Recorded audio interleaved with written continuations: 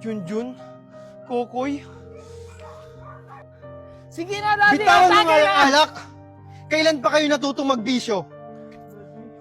Wala ka na dun paki, Daddy! Junjun! Wala na namang kwenta yung pamilya natin eh! Bastos kang bata ka! Daddy! Patayin mo na yan kaya ako, Daddy! Ano bang problema nyo? Nawala lang ang mami nyo, nagkakaganyan na kayo? Ako nga, hindi ko nga ginagawa yung ganyang bagay kasi iniisip ko kayo! Eh yung ginawa niyong panloloko kay Mami, Daddy! Iniisip mo ba kami? Tama na, Kuya Junjun. Daddy, sorry po. Ginawa ko lang yun para kay Kokoy. Tas ngayon, Kokoy, makikita kitang naninigarilyo? Paano kung magkasakit ka ulit?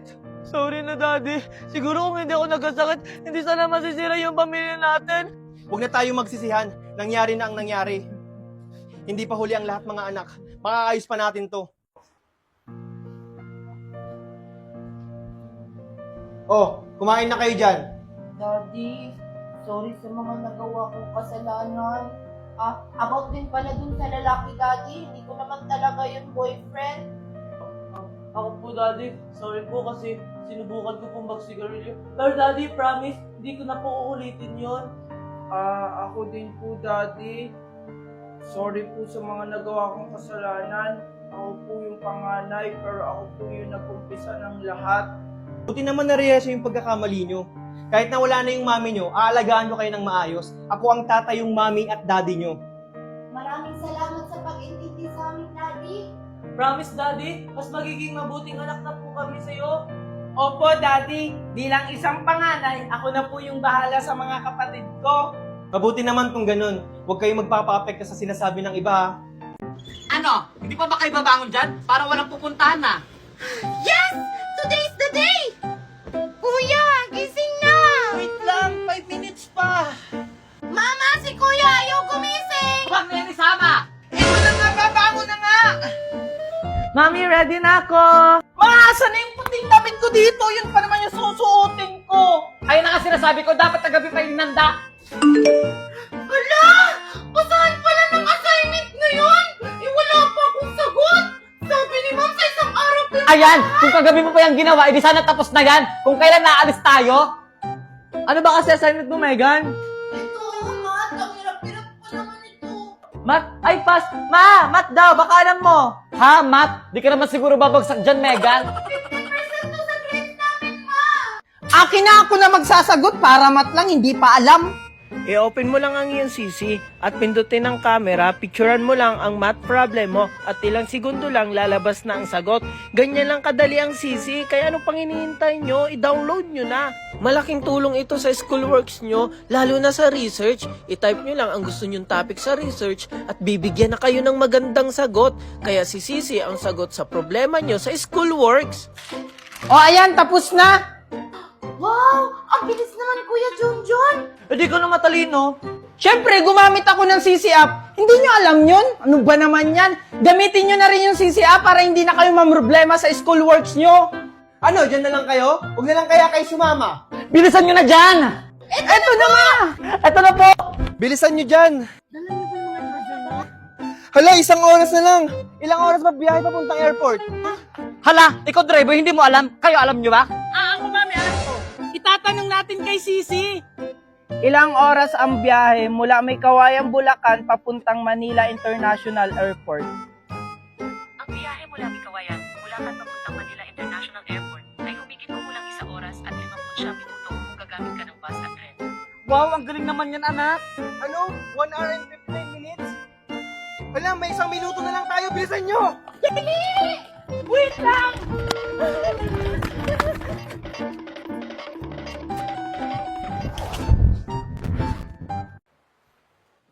Oh, andyan ka na pala, anak. Nagsumbong sa akin ng teacher mo. Nangaway ka daw ng kaklase. Hindi ka naman ganyan dati, ah. Junjun, kinakausap kita! Ano nangyari sa'yo? Bakit ganyan ka na ngayon? Wala po mama. Pagod po ako galing school. Sige po, magpapahinga muna po ako. Junjun! Junjun, anak! Junjun, anak, gumising ka na. Malilit ka na sa school mo. Ayokong pumasok. Ano? Hindi pwede. May exam kayo ngayon.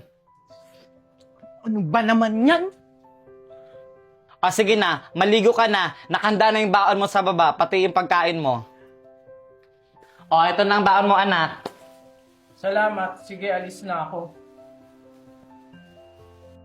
Bakit ganyan ka na?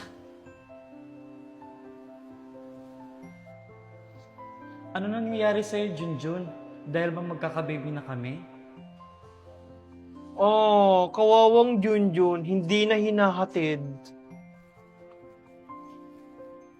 Sulitin mo na yan kasi hindi mo na yan magagawa sa susunod. Junjun, nagsumbong sa akin ng mama mo. Ang tigas na raw ng ulo mo at hindi ka na daw marunong makinig. Lalo na sa school mo, ang dami mo na raw kaaway. Sabi sa akin ng principal at teacher mo. Bakit ka na ganyan? Hindi ka na yung Junjun na nakilala namin ng mama mo.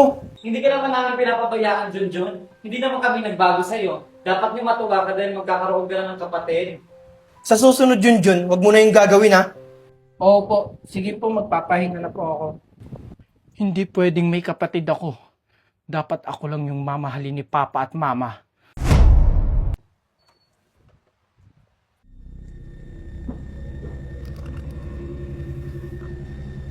Sino yan?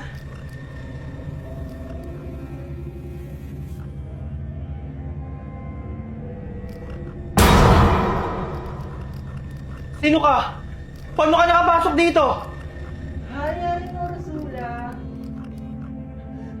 Sino ka? Huwag kang lalapit! Huwag kang lalapit! Sige, tumakbo ka! Mamamatay ka! Huwag kang matakot sa akin, Aling Ursula. Ah! Deserve. Sabi ko naman sa'yo, Aling Ursula, last mo na yun. Han, eto pala yung batang sinasabi ko sa'yo na nanlimos sa akin. Siya ba yung kumakatok? Oo, Han. Paano yun nalaman yung bahay natin? Isinakolan niya itong pera. Hinabol niya ako. Di niya ako naabutan. Buti na lang yung pinagtulungan niya, kilala ako. Ayun, itinuro niya. Wow, ang bait mo namang bata. Maraming salamat sa'yo, ha? Ohan, pakainin mo na. Mukhang nagugutom na siya. Oo, Han. Kaya ang isinama ko siya dito. Naku, nakakahiya naman po. Busog pa naman po ako sa binigay niyang pagkain kanina. Nako, tinapay lang yun. Alam kong gutom ka pa. Oh, umupo ka dito para makakain ka. Maraming salamat po talaga sa inyo. Oo, ito na yung pagkain mo. Wow! Ang sarap naman nito! Maraming salamat po sa inyo! Ang sarap! Sarap! Oh, dahan-dahan lang, baka mabulunan ka. Oo nga pala. Pangalan mo? Ako po si Junjun. Ako pala si Valerie. Ito pala yung asawa ko, si Marco. Bagay na bagay po yung name nyo. Magaganda at pogi. Sus na bata ka? Nambola ka pa? Sige na, kumain ka na dyan. Hala, totoo po. Asan po pala yung anak nyo? Siguro po pumasok siya sa school kaya wala siya dito. Ito na yung kwarto mo, anak Junjun. Wow! Ang ganda naman po ng kwarto ko, Mama Valerie. Salamat po. Simula mamaya, diyan ka na matutulog, ha? Opo, Mama. Sige na, i-enjoy muna yung kwarto mo at magluluto muna ako doon, ha? Sige po. Sige. Sigurado ako, Marco, matutuwa si Junjun kapag nalaman niya na papasok na siya sa eskwelahan. Sigurado yan, matutuwa yung anak mo. Good morning, Mama at Papa. Good Good morning, anak. Buti naman gising ka na. Wait lang, pagtitimplang muna kita ng gatas mo. Thank you po, Mami. Oh, kamusta yung tulog mo? Mahimbing ba? Opo, Papa. Sobrang sarap ng tulog ko. Anak, ito pa rin gatas mo. Thank you po, Mama. Oo nga pala, may surprise kami ng papa mo. Ano po yun? Sigurado ako, matutuwa ka, Junjun. Ito anak, Junjun. Ano po to, Mama? Buksan mo na lang para malaman mo. Wow! Uniform? Mama, Papa, papasok na po ako ng eskwelahan? Oo, anak. Talaga po! Yes! Thank you po, Mama! Thank you po, Papa! Papasok ka na sa school ha. Mag-aaral ka na mabuti. Siyempre naman po, Mama. Sisikapin ko po sa school para maging first honor ako. Yan yung gusto ko sa anak ko. Sus! Basta ako, mag-aral ka lang ng mabuti. Masaya na ako. O sige na, Han. Junjun, aalis na ako. Papasok na ako sa work ko. Mag-ingat ka, Han, ha? Mag-iingat ka po, Papa. At pa bata ka. Mama? Mamamata ko sa'yo sa gulat. Sorry po, Mama. Sige po, papasok na po ako sa kwarto. Sige. Kailangan bata ka.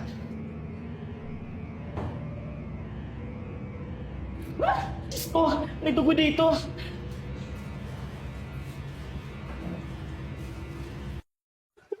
Mare! Mare! Ano yun, Mari? Bakit ako umiiyak? Nabalitaan mo na ba, Mare? Ano siya si Mari? Bakit ako umiiyak? Si Maring Ursula. O ano nangyari sa kanya? Wala na siya. Ano? Bakit ano ba nangyari? Nalaglag siya kagabi sa hagdanan. Ano? May utang pa yun sa akin. Kawawa naman si Maring Ursula. Ang aga niyang nawala. Diyos ko. Ha? Anong maaga? Kagabi yun. Baliw. Ang ibig kong sabihin, bata pa siya, kinuha na siya ni Lord. Kakaiba kasi, Mari. Ang bilis ng pangyayari. Feeling ko tuloy may tumulak sa kanya sa hagdan. Posible namang mahuhulog siya doon. Sino naman? Eh di ba siya lang mag-isa sa bahay nila? Kasi umalis yung mga anak niya. Baka aksidenteng talagang nahulog siya. Mali mo, inaantok pa. Sa bagay, kawawa talaga si Aling Ursula. Ang bait talaga ni ate. Binigyan ako ng pera. Hala! Hala! Kay ating pera to, nahulog niya!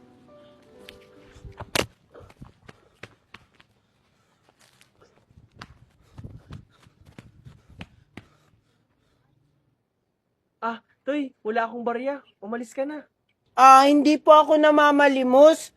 Magtatanong lang po ako kung may nakita po kayong babae na maputi po, tapos nakaduster po yung kanyang suot, tapos maigsi po yung buhok na medyo kulot. Naku, parang kilala ko yung tinutukoy mo ah. Si Miss Valerie ba yan? Bakit anong kailangan mo sa kanya? Hindi ko siya kilala eh. Gusto ko lang ibalik itong pera niya. Nahulog niya po kasi. Kilala ko yan. Doon yung bahay niyo, yung block yung gate. Ganun po ba? Sige po, maraming salamat po. Tao po! Wait lang po. Tao po! Sino yan? Hello po! Natatandaan niyo pa po ba ako? Oo naman, ikaw yung bata na limos sa akin. Anong kailangan mo? Ba't alam mo yung bahay ko? Ganito po kasi yan. Kilala ko yan. Doon yung bahay niyo, yung block yung gate. Ganun po ba? Sige po, maraming salamat po. Kaya nalaman ko po yung bahay nyo. Andito po ako para isauli ko po ito. Maraming salamat sa iyo. Napaka-honest mong bata. Buti na lang nakita mo. Walang anuman po.